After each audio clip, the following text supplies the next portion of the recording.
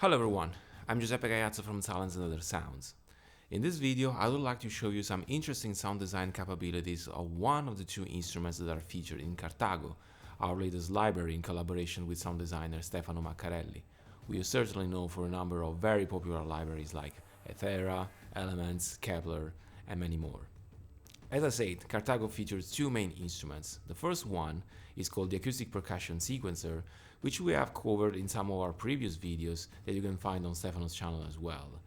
The design drums kit is the second instrument and is a more sound design oriented instrument.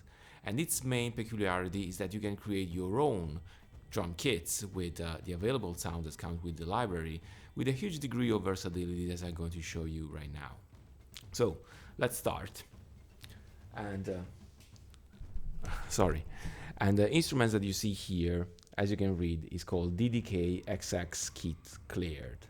Well, this is a completely empty instrument which has no samples at all. As you can see from this section here of the instrument header, memory is exactly equal to 0. Okay, so no samples at all.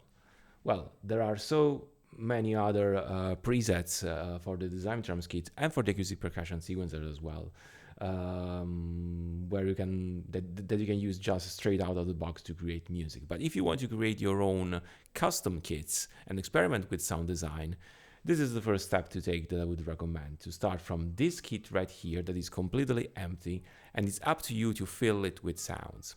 Now, if I could summarize the philosophy that went into the design and the development of this instrument, it would be this one. Map any sound to any of these 16 available pads. Map any pad to any key on the virtual keyboard. What does that mean? Well, basically that you can pick any of these pads and you can load any of the available sounds in Cartago, at least the ones that have been created and designed for the design drums kit. And once that you have mapped, that you have loaded any of these sounds to any of this pad, you can map that pad to any of the virtual of the keys on the virtual keyboards right here. Okay, and this has two main advantages in my opinion. The first one is that you can load only the samples that you are going actually to use, which is very efficient for the resources of your machine. Well, let me show you our other library, Nordic Folk Strings. Okay. Maybe you know that this is a library that is based on rhythmic tagelarpa movements. Tagelarpa is an ancient traditional Nordic string-based instrument. And you can select a number of different movements that you can combine within the script, okay? So this means that when you select movement 1, only a part of the available movements are selectable and made available and playable from the virtual keyboard. If you select movement 2, you will only hear movement 2 right here, so on and so forth. But all the 5 movements in all the keys and all the notes are still loaded in the library. This is basically the conventional approach of developing libraries. You pre-map all the samples that are possibly going to be used in the instrument, and then via scripting you give the user the possibility to pick which one of the available sound he or she is going to use. But the design drums kit in Cartago has been designed with a different approach, where you can basically pick which sound you want to load in Contact and that you can use, and not necessarily load all the other ones. And so this is, as I say, the first advantage, that you only use and have loaded the samples that you are going to use. So with a more efficient management of your of the resources of your machine. But the other interesting feature is that it gives you the flexibility to combine the sounds, to layer the sounds, and to manipulate the sounds as you want. For example, with the conventional approach of developing Contact libraries, you cannot have the same sound on 2 different keys and manipulate these 2 versions of the same sounds independently. But you can do it with the design drums kit. I might virtually load the very same kick sound on any of these 16 pads and tweak it independently and do, I don't know, something new, something interesting. So, okay, let's see how we can actually load a sound to one of the pads available. Let's start from the first one, for example. They are numbered left to right, top to bottom. Let's pick the first pad and let's click on this small button here, Edit. Okay, so we come with this screen. It's called Add Sound. Let's click on this big cross button here. And we are given a selection of different categories of sounds from which we can pick the one that we are going to load on this pad. We have cinematic impacts, low end kicks and thumps, design snares, percussion and raw sounds. This is very interesting because features a lot of very nice sounding and useful found sounds as well that can be used as percussive sounds. And finally, we have whoosh, rise, and sound effects. And you can browse these categories by using these two arrows on the side. So let's start with the kick sound, and let's click here to add it. Okay, so this is the screen that you can that we find. You know, there is this text right here that reminds you that on this pad we have this category of sound. Also, as you will see, we have used a lot of color to make sure that you are always aware of which kind of sound is loaded to any of the available pads. We have decided to go with this color here that is blue for the kicks. So as you can see, as soon as you load the kick sound, you can see also this light, very thin blue frame within the pad. And if I click with my mouse on that pad, okay, you can see that the waveform is blue and the backlighting of that pad is blue as well. Now, here you can select from a number of different sounds. I cannot remember exactly how many kicks you can find in the kicks category, but probably it's more than 100 or something. And so from here, you can pick any sound that you want, basically. And another interesting way to navigate the available sound is either to use the navigation buttons going back and forth, or using this dice button that basically randomly pick the kick sound from the selection. And that's something that I like to do when I have not a clear idea of which sound I want to load. So this is kick 3. This is very hard sounding. So let's click on the dice button. Yeah, I like this one. Okay, now you by default, once that you load the new pad, it responds to the dynamic on the key. So you know, the harder I press, the harder the sound. But I can set it on full velocity, and regardless of how hard I press, the sound is always going to use to play at the maximum value of velocity. Okay, let's set the tail to maximum, which is, you know, basically the release of the sample. Okay, and yeah, so far let's leave it as it is. Another thing is that, as you can read here, mapped on C3. By default, the pads are mapped from C3 up, semitone by semitone. So that means that by default, the first pad is loaded on C3, the second one on C3 sharp, the third one on D3, etc. But nothing stops you to map this sound somewhere else. So let's give it a try. Let's click on Map Sound, and let's play whatever other note where we might want to load that sound. For example, G3. That's it, very simple. So now you have that very same sound mapped on another key. And so you can see here the philosophy that I was mentioning before. Load any sound, okay, so you can pick which category you want to associate to a given pad, and once that you have loaded it, you can map it anywhere. So let's map it back to C3, okay. And let's load something different, for example, on pad number 2. For this one, I would like to have a more, natural percussive sound. So let's go with this category, percussion raw sounds. And actually, you can see that there is this section, RR select, round robin select, where you have 6 available round robins for the big percussive sounds, and you can activate or deactivate the round robins, or ideally, you can just leave one, and you will have, if you also activate full velocity, a one shot. So let's restore back the settings, and let's add a little bit of bass to this sound right here. And you can move to this other section, the mixer section. That is very basically it's very similar to the FX rack that you can find in the acoustic percussion sequencer, where you can add freely the available effects in any one of these 3 slots. Okay, so to the pad number 2, I'm going to add a little bit of EQ, and I'm going to add a little bit of boost on the low end. So let's see. Let's also cut a little bit of the higher part of the spectrum, the spikes.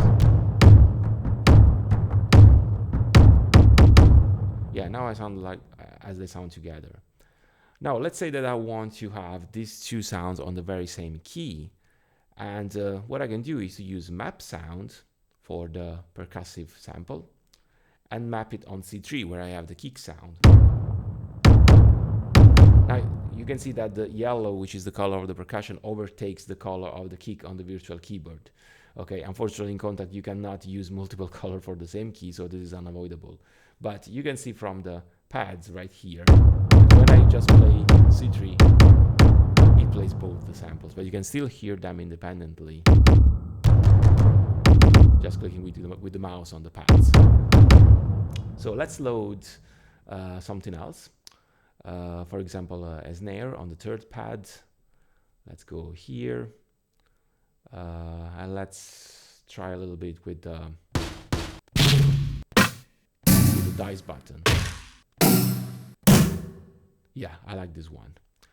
So let's set the tail a little bit higher, and I want to add some effects to this snare because it's a little bit too dry. So let's use, for example, the replica delay in diffusion mode, which sounds pretty much like a reverb, and I like it a lot. And we can then move to the mixer section. Now you see that you have the same color grading to the new pad and to the previous one, you know, in order to be consistent with the colors on the pads and in the sound screen as well. And let's add a little bit of delay.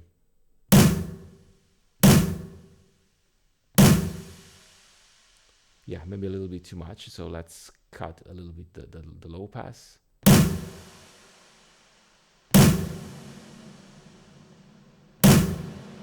Yeah. Okay.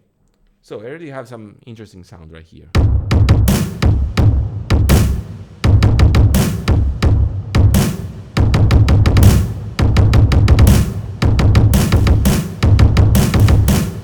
Yeah. Now let's add something that gives a little bit more swing, okay? And let's go back to the percussions category, where there are some interesting cymbal sounds that I really like to use. For example, this, let me see, yeah, basquet cymbal brush. Basquet is basically the crystal basquet, which is an instrument that I have here. I don't know if I can show it right now, but it's something that is also featured in our previous library, Dojo. There is one instrument where there are a lot of interesting crystal basquet sounds. I think that also did some videos on this channel about the crystal basquet. It's a very nice instrument. Have a look at it because you will love it. So let's hear this one. So this is the new cymbal that I have loaded on D sharp 3. Yeah, let's add a little bit of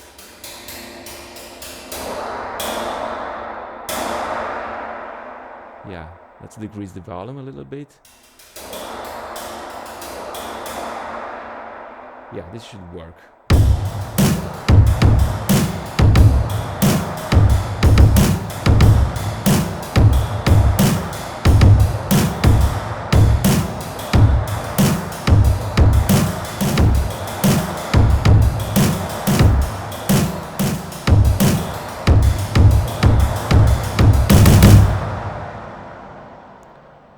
Well, this is not the only cymbal sounds that you can find in the design drums kit. There are also other ones that work very well together. So let's select a few other ones. For example, yeah, this one, for example. This should be on E3. Yeah, right here.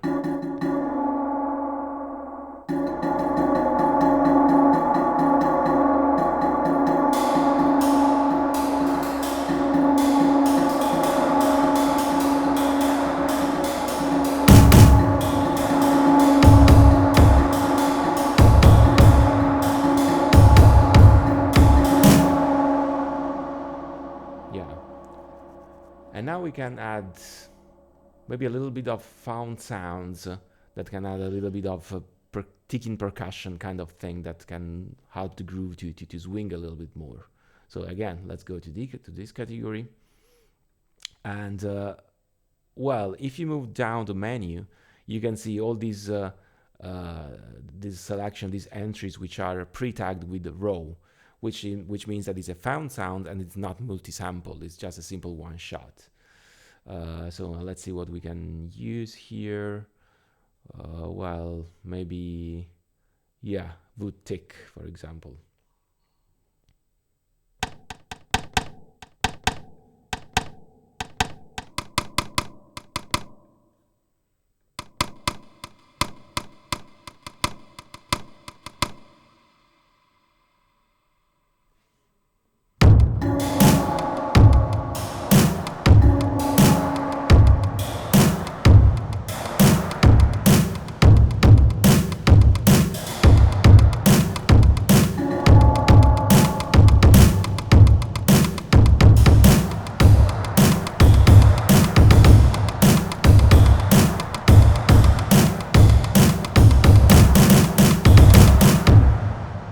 Yeah.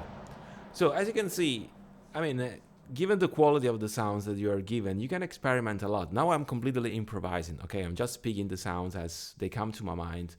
But if you want to spend a little bit more time on see which sounds work with other ones, I mean, these instruments can be hugely satisfying. And all the presets that you can find have been, well, let's say, created with this very same approach. Okay.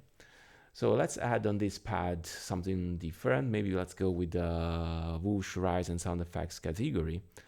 And let's see.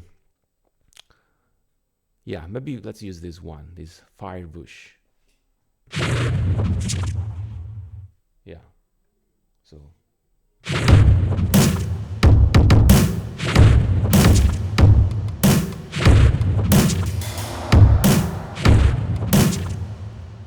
Yeah, something interesting is that for all these samples, you can offset the sample. So something that I like to do, but maybe I should use this other. Yeah, this is another whoosh sound that is a little bit more open. Yeah, something that I really like to do is to offset the sample of these big whoosh samples to the tail. Okay, and use it as a topping of the snare to give a little bit more kind of effect. So yeah, maybe should decrease the volume a little bit. And I have a snare here, so let's see how they work together. Yeah, it's nice. Maybe let's offset it a little bit.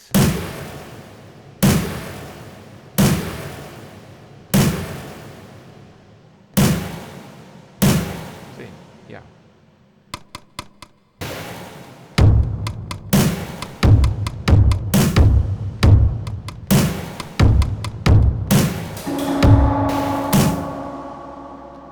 So, you know, you can use category of sounds that are supposed to, for example, be a transitional effect, like in the case of this whoosh, but you can use them creatively as a topping of the snare, or, I mean, it's up to you. I'm just sharing a few ideas that I use when designing the other sounds, the other preset of the drum kit. And as I said, you can come up with a lot of interesting and satisfying kind of things. And so yeah, this is just to give you an idea. Now let me play for you this synth part that I created with the Dojo, which is a library that we have released, I think, a couple of years ago, which has this instrument that is called the Kumita synth, that is mostly oriented to create these complex synth, futuristic synth sounds. And I think that it blends very well with the sound design capabilities of the design drum kit. So let's have a listen to this part.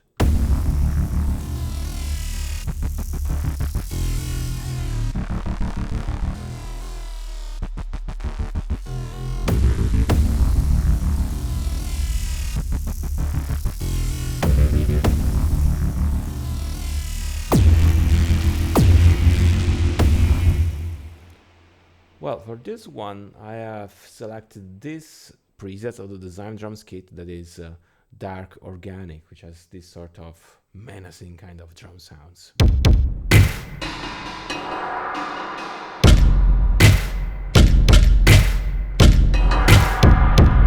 Okay, let's listen how it sounds with this part. So I will try to play it live. So let's see.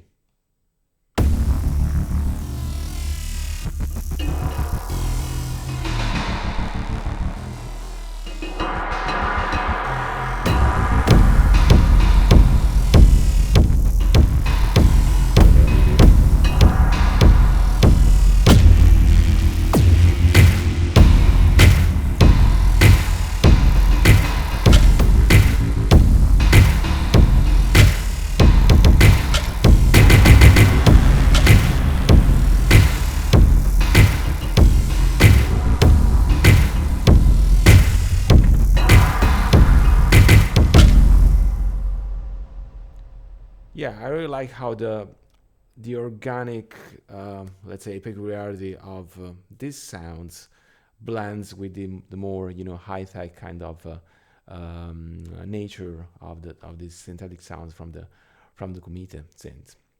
So as you can see, guys, this can be a very powerful instrument. If you want to put in a little bit of time to create your own design kits, I believe that this can come highly beneficial, because if there is something that I face every time that I'm working on something on my work as a trader music composer, that sometimes I'm looking exactly for that perfect snare, for that perfect kick that cuts through the mix, that gives a little bit more punch to everything. And sometimes it can be some of this meticulous selection of sounds that can completely change how the perceived overall quality of the mix, the overall aesthetic of the track. And so with this instrument, I wanted to to make this process easier, rather than browsing between hundreds of pre-made kits, okay, which force you to have also sounds that you do not need. With this one, you can focus exactly on the sounds that you need and tweak them in a pretty straightforward way to to make them fit in wherever you are working. So I hope that that I managed to shed some light about how to use the drum kit to create your own sounds. And by the way, I wish you happy holidays, and thanks a lot for watching. Bye.